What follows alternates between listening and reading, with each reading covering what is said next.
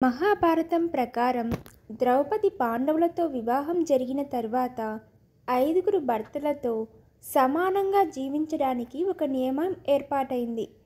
ఈ నియమం ప్రకారం ద్రౌపది 1 సంవత్సరం పాటు ఒక భర్తతో గృహస్థ జీవితం గడిపేది. ఈ కాలంలో మిగిలిన నలుగురు భర్తలు ఆమెతో సన్నిహితంగా ఉండకూడదని, ఆమె గోప్యతను గౌరవించాలని నిర్ణయించబడింది.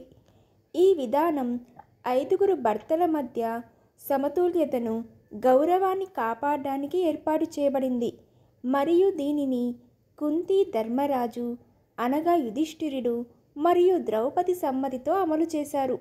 ఈ నియమం ఆధారంగా ద్రౌపది ప్రతి సంవత్సరం ఒక భర్తతో గడిపే విధానం ధర్మం, పవిత్రత మరియు పరస్పర గౌరవం ఆధారంగా ఉండేది. ద్రౌపది 1 సంవత్సరం పాటు ఆ భర్తతో గృహస్థ జీవితం గడిపేది.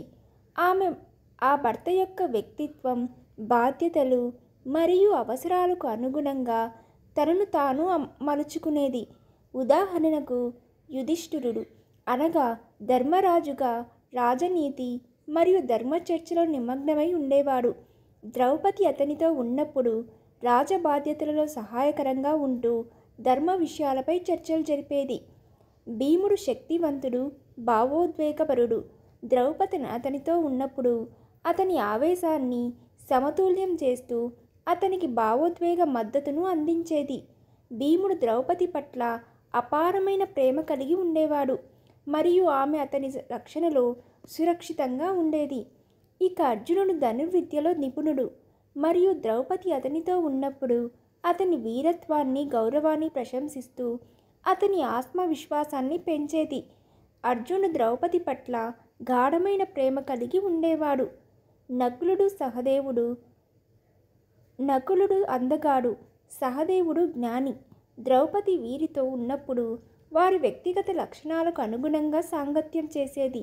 సహదేవుడితో జ్ఞాన చర్చలు, నకులుడితో కుటుంబ బాధ్యతలపై దృష్టి పెట్టేది. ద్రౌపది ప్రతి భర్తతో గడిపే సమయంలో ఆ భర్త యొక్క వ్యక్తిత్వానికి అనుగుణంగా తన జీవన విధానాన్ని సర్దుబాటు చేసుకునేది.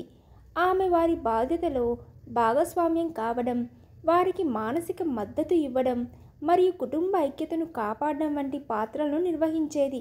ద్రౌపది పాండవులతో వివాహం తర్వాత ఐదుగురు భర్తలతో సమానంగా జీవించడానికి ఒక నియమం ఏర్పాటైంది. నారదముని సలహా ఆధారంగా రూపొందించబడింది. 1 సంవత్సరం పాటు ఒక భర్తతో గృహస్థ జీవితం గడుపుతుంది. ఆ సమయంలో ఇతర నలుగురు భర్తలు ఆమెతో దాంపత్య సంబంధం కలిగి ఉండకూడదు మరియు ఆమె గోప్యతను గౌరవించాలి. ఈ నియమాన్ని ఉల్లంఘిస్తే ఆ భర్తకు శిక్షగా 1 సంవత్సరం తీర్థయాత్రకు వెళ్లాల్సి ఉండేది. ఉదాహరణకు, ఒక సందర్భంలో అర్జునుడు ద్రౌపది యొక్క నియమాన్ని ఉల్లంఘించాడు.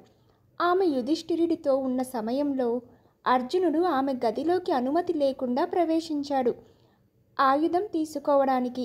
ఈ నియమ ఉల్లంఘన కారణంగా అర్జునుడు 1 సంవత్సరం తీర్థయాత్రకు వెళ్ళాడు. ఈ సన్నివేశం ద్రౌపది యొక్క ధర్మనిష్టను మరియు అర్జునుడు ఆమె నియమాలను గౌరవించే విధంగా చూపిస్తుంది. ఈ సమయంలో ద్రౌపది అర్జునుడి పట్ల గౌరవం చూపినప్పటికీ ఆమె నియమాన్ని కఠినంగా అమలు చేసింది. ఇది ఆమె ధర్మబద్ధతను సూచిస్తుంది.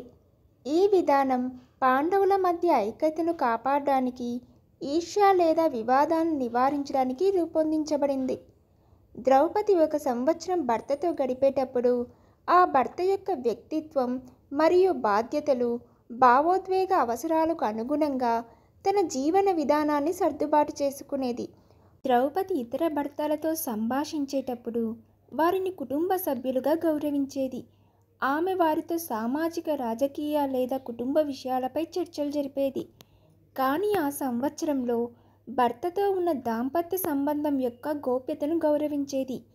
ఆమె ఐదుగురు భర్తల మధ్య ఐక్యతను కాపాడడానికి వారి మధ్య ఏ వివాదాలు రాకుండా జాగ్రత్త తీసుకునేది.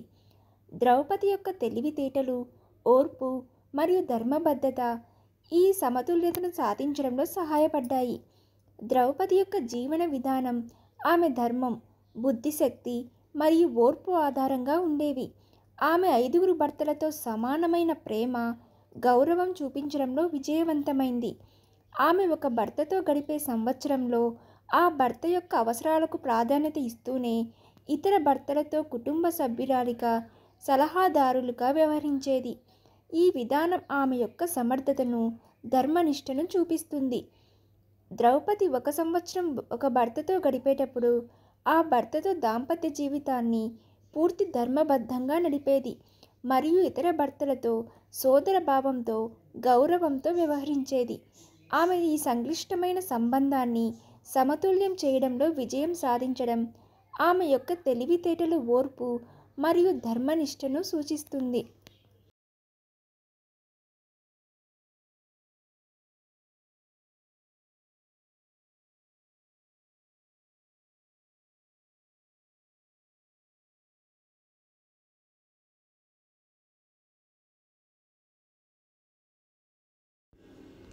ఈ వీడియో మీకు నచ్చిందని అనుకుంటున్నాను. నచ్చితే ఖచ్చితంగా లైక్ చేయండి, షేర్ చేయండి, కామెంట్ చేయండి, సబ్స్క్రైబ్ చేయడం మర్చిపోవద్దు.